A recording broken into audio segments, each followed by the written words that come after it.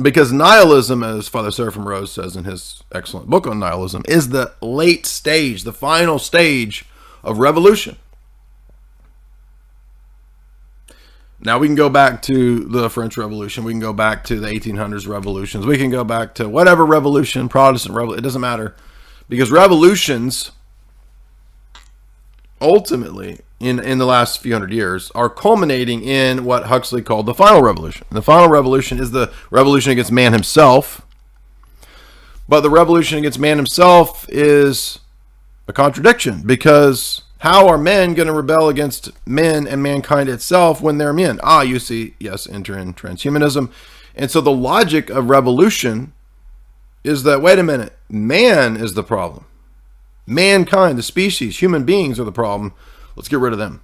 So, the end result of revolutionary philosophy, final stage, late stage, nihilism. You hear these pseudo-academics out there, the pseudo-philosophers, late stage capitalism, late stage capital. They're all saying stuff because they think it sounds sophisticated and intellectual. When you hear in the public sphere, the public intellectuals, well, this is late stage capitalism. Late stage capitalism. Late stage capitalism is set to be its own. It's nonsense. What are you even talking about? That's pseudo-babble, pseudo-intellectual stuff from like 20 years ago. Late stage capitalism. It's so sophisticated because it has the word late stage in front of it, which shows that I've analyzed it so thoroughly that I know all the stages up to this one that is the final one, called the late stage, you see. Ha ha ha, I am brilliant. Late stage capitalism. Come on, dude. It's nihilism. Nothingism.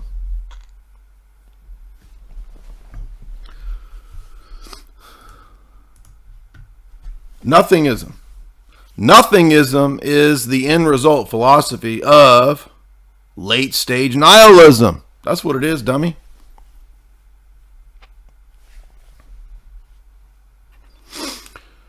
And nihilism is the end result of everything being flux, everything being meaningless, everything being chaos, everything is evolving, everything's changing. And so really, not only is, so if you go back, right, like 50 years, 100 years, modernism, progressivism had this sort of utopian and sort of positive attitude about itself, right? We're going to evolve to this great global government. We're going to evolve to, Star Trek. We're going to be flying around, we're going to be, sleeping with the Babylon 5 space babes or whatever.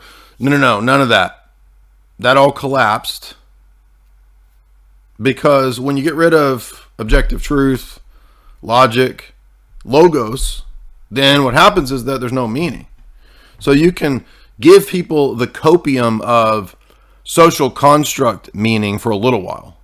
But postmodernism, which is stupid, but it actually has a good point in critiquing Enlightenment universalism, Enlightenment idealism. It points out that these are just myths, dude. What are you talking about? If everything is a social construct, then the idea of a future utopia is also a made-up social construct. There's no meaning. Meaning is made up. And not only is it made up, it's imposed. Then you get the oppressor-oppressed narrative. And the oppressed all say, all your logic, all your reasoning, that's oppression on me. And I make my own meaning because of magical thinking. But then they deconstruct themselves and realize, actually there is no meaning. How can I construct as a social construct meaning when social constructs are also a social construct?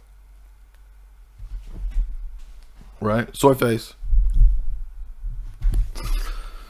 So if that's the case, then now nihilism is late stage revolution to where the only logic is self-destruction. Right? Like some of the existentialists said, right? Just suicide. So philosophy, in deconstructing not just meaning, but philosophy itself, and in deconstructing man, and then in deconstructing the deconstruction, critiquing the critique, destroyed philosophy. Philosophy ate itself like Ouroboros.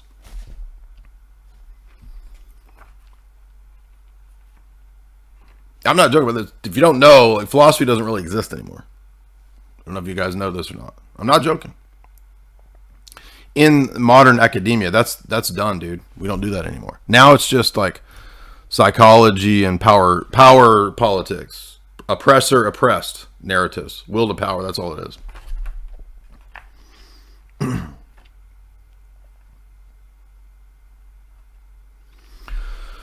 And number 5, that nihilism, that was connected to the next one, which is materialism.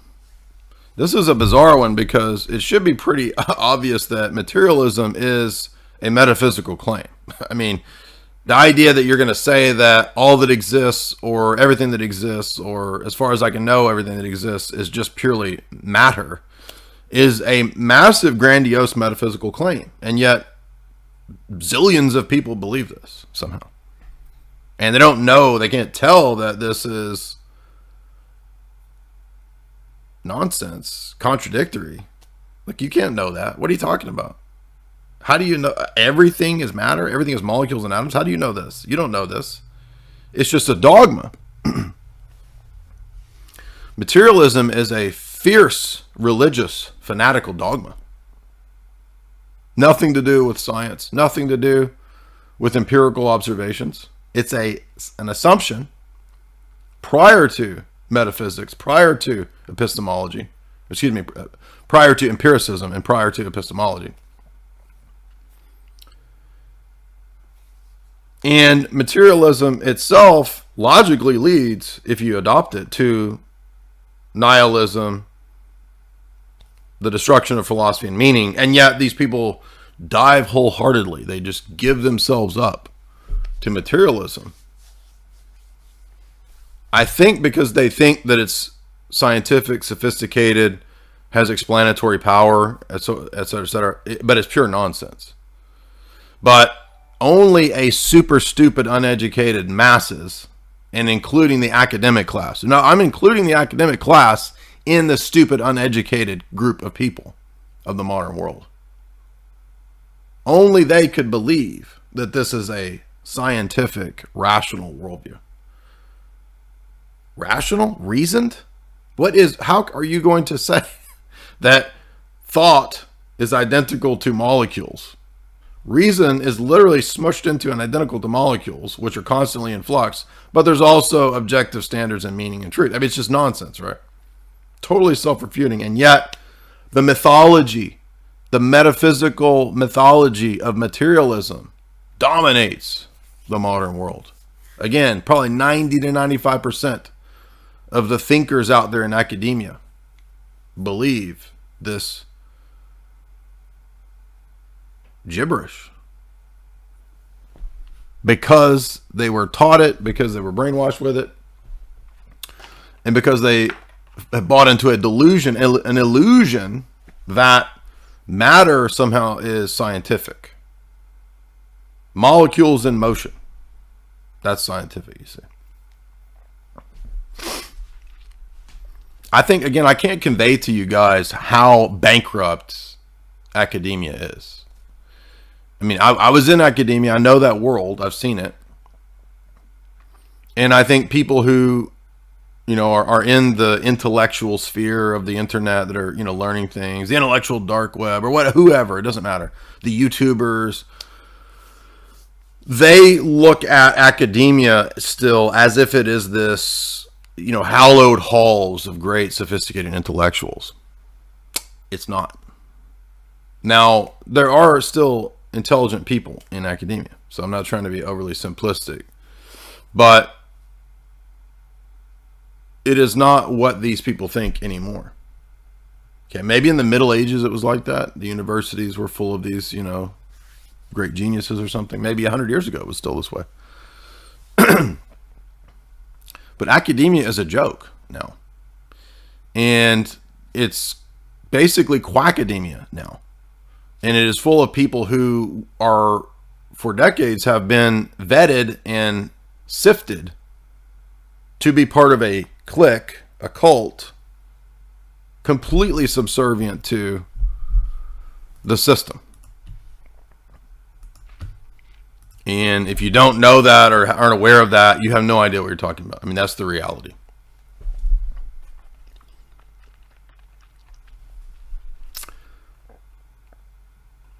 So, by the way, what's coming is the collapse of all these institutions. I can guarantee that. I don't know how soon, but the whole system that is running right now is so built on so many lies, frauds, deceptions, lies within lies, within lies, within deceptions, within lies, within scams. There's no way that this can continue to function. I mean, the worldview of the American population, the worldview of the academics, the way the academic and educational system is structured and functions, the way the banking and social institutions function, the way the medical system, I mean, there's no way this can continue. I don't know what that's going to look like, but this will collapse. I mean, there's just no way. I don't know how it'll collapse. I have no idea, but you can't, it would be like a bunch of crazy people running a bank. Like, imagine a bank run by like the Joker and Harley Quinn and a bunch of people from the Arkham Asylum. And how long do you think that thing's going to run? I mean, you're not even going to get your paycheck from these people, dude, right? You think Harley Quinn's going to give you a paycheck? That bitch crazy, dude. She ain't going to give me no paycheck. And yet people crazier than them are running our whole system. It's just a matter of time, dude. You're over there trying to tabulate your hours, trying to turn your hours in. Oh, I did 39 hours this week, Mr. Joker. You think the Joker is going to give you a bonus check? Dude, this thing is crazy, and it's going to fall.